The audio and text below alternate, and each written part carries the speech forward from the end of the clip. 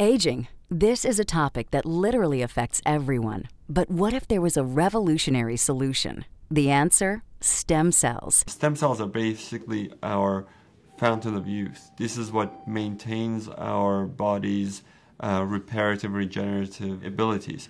As we age, every cell breaks down and needs to be replaced, and what replaces it is the stem cells. By using stem cells, a company has developed a special growth factor complex that heals our cells and slows down the appearance of the aging process.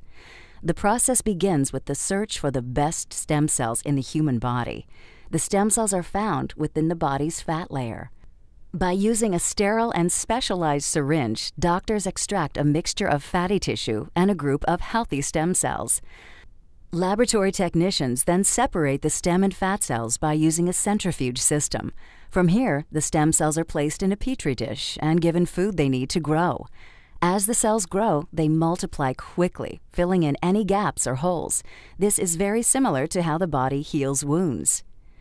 During this phase, the stem cells release a chemical signal, or what is called a growth factor. Growth factors are the cell's language.